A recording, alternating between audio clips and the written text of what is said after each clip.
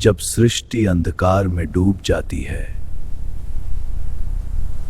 जब हर दिशा मौन हो जाती है,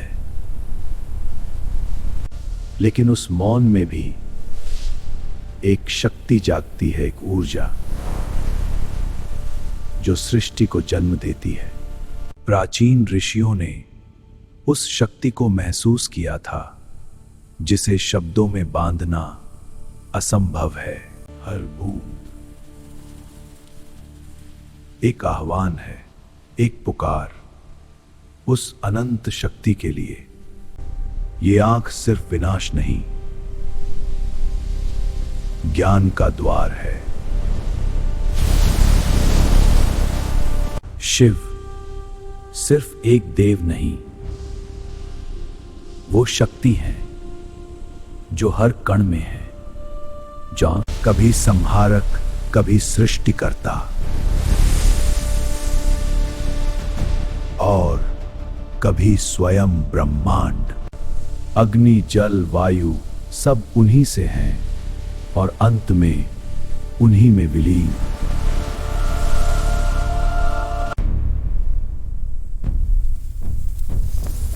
महादेव के 3 रहस्यमयी रूप, एक ऐसी कथा जो आपको बदल देगी। जब अधर्म ने जन्म लिया, 3 रूपों में तारकाक्ष, कमलाक्ष और विद्युन्माली, ब्रह्मा से मिला ऐसा वरदान जिसे कोई देवता भी भंग नहीं कर सकता। 3 नगर, स्वर्ण, रजत और लौह, जो आकाश में विचरते हुए अजय शक्ति का प्रतीक बन गए हैं। और फिर शुरू हुआ अत्याचार का अंतहीन अंधकार। तो देवता भी भयभीत हो उठे, शक्ति होते हुए भी असहाय। जब हर दिशा में संकट छा गया, तब देवताओं ने ब्रह्मा से प्रार्थना की, एक समाधान की तलाश में। पर ब्रह्मा भी बोले,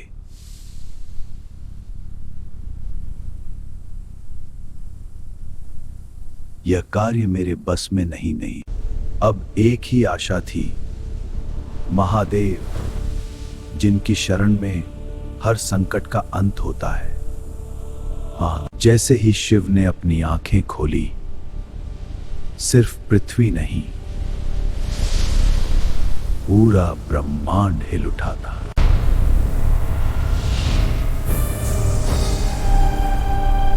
अधर्म का अंत निश्चित है।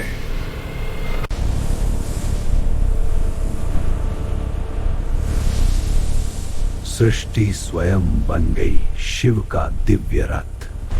पृथ्वी बनी रथ, सूर्य और चंद्र उसके पहिए। अब सृष्टि स्वयं बन चुकी थी महादेव का अस्त्र। और स्वयं विष्णु बने सारथी, जो धर्म के रथ को दिशा देने वाले हैं। मेरु पर्वत बना धनुष और वासुकी बनी उसकी डोरी। अब सृष्टि का संतुलन एक ही बाण पर टिक चुका था। और अग्नि स्वयं बन गई, विनाश का बाण। वह क्षण जिसका युगों से इंतजार था, जब तीनों नगर एक सीध में आ गए। पूरा ब्रह्मांड अब शांत हो चुका है। जहां कभी विनाश था, अब केवल शांति का प्रकाश है।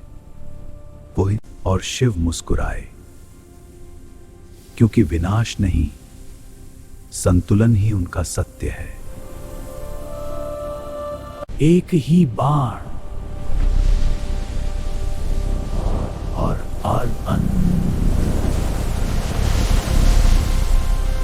और शिव मुस्कुराए, क्योंकि विनाश नहीं, संतुलन ही उनका सत्य है। अहंकार का अंत निश्चित है। जो धर्म के विरुद्ध खड़ा होता है, वह समय की अग्नि में स्वयं ही विलीन हो जाता है। और फिर प्रकाश ने अंधकार को पूरी तरह ढक लिया। जहां अंत था वहीं से सृष्टि ने नया जन्म लिया। विनाश अंत नहीं, बल्कि सृष्टि का संतुलन है। जब अधर्म बढ़ता है तो संतुलन के लिए विनाश आवश्यक होता है। शिव केवल विनाशक नहीं, संतुलन करता है।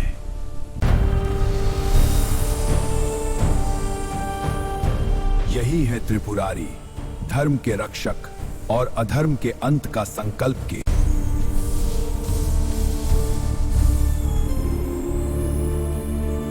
अधर्म का अंत सदा निश्चित है।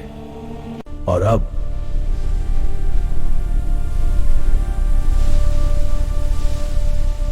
शिव के अगले रहस्यमयी रूप की ओर गमन।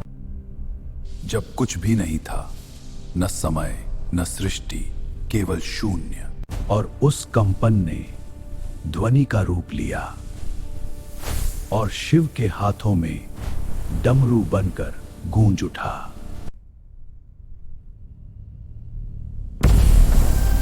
एक ध्वनि जिसने शून्य को चीर दिया, और उसी क्षण सृष्टि का जन्म हुआ था।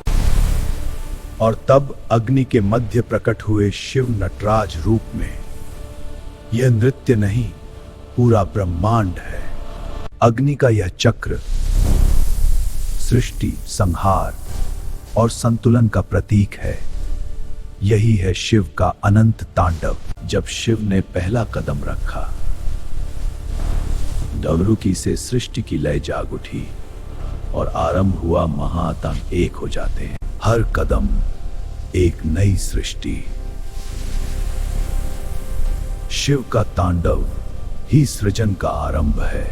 अर्थात समय का निर्माण शिव के डमरू से चलता है। ब्रह्मांड का हर पल डमरू, जिससे जन्मी ध्वनि, और उस ध्वनि से प्रकट हुआ ओम।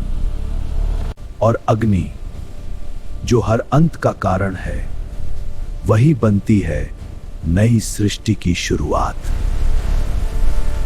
शिव के चरणों के नीचे अपस्मार दबा है, जो कभी मरता नहीं, केवल नियंत्रित होता है। जब चेतना जागती है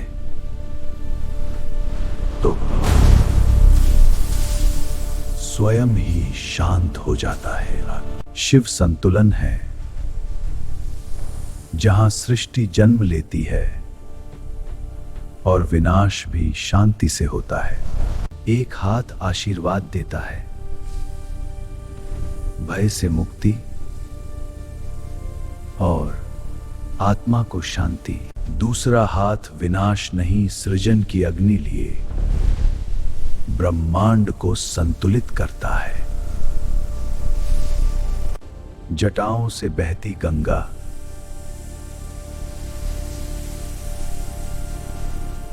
जीवन का अनंत प्रवाह। चंद्रमा समय और शांति का प्रतीक है, जहां इसकी शीतलता हर अशांति को शांत कर देती है। देवता भी इस दिव्य नृत्य को निहारते हैं।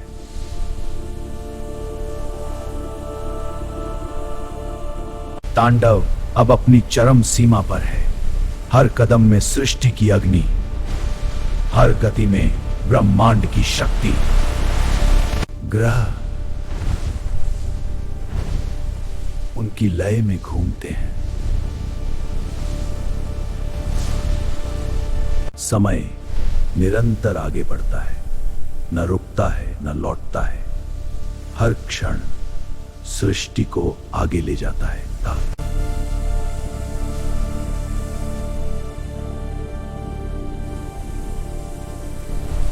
नई सृष्टि जन्म लेती है और फिर सब कुछ उसी ऊर्जा में विलीन हो जाता है।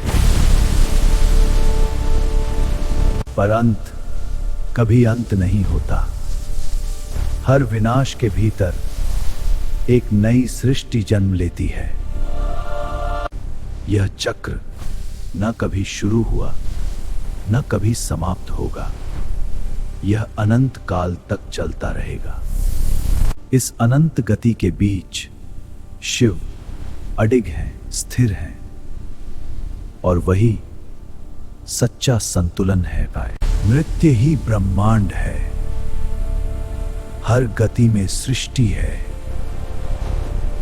और हर स्पंदन में शिव का। ऊर्जा अब शांत हो चुकी है, सब कुछ स्थिर है, और इस शांति में ही सृष्टि का सत्य छिपा है। जहां समय भी ठहर जाए, वहां है कैलाश। यहां हर ध्वनि मौन में विलीन हो जाती है, जहां शांति ही परम सत्य बन जाती है।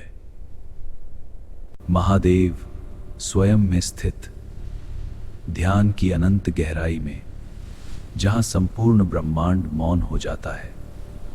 हर श्वास सृष्टि का विस्तार है और हर निश्वास उसका संतुलन। जहां कुछ भी नहीं रहता, वही सब कुछ होता है। वही शून्य, वही शिव, वही परम सत्य है। जब अमृत की खोज में देव और दानव आमने सामने आए, तो केवल समुद्र ही नहीं, पूरी सृष्टि कांप उठी। निकला सबसे घातक विष, हलाहल, जिसकी ज्वाला से स्वयं देव और दानव भी कांप उठे थे। जिससे स्वयं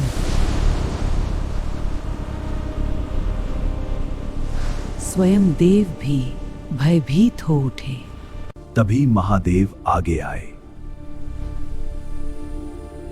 शांत लेकिन अनंत शक्ति के साथ। सृष्टि की रक्षा हेतु महादेव ने स्वयं विष को ग्रहण किया और उसे अपने कंठ में रोक लिया। तभी वे बने। नीलकंठ त्याग और संतुलन के प्रतीक है, और बने नीलकंठ, जहां विष भी शांत हो गया और वहीं जन्म हुआ संतुलन का। मां पार्वती ने विष को हृदय तक जाने से रोका, और उसी क्षण महादेव बने नीलकंठ, और वहीं ठहर गया संसार का संतुलन। महादेव के कंठ में समाकर विष भी शांत हो गया।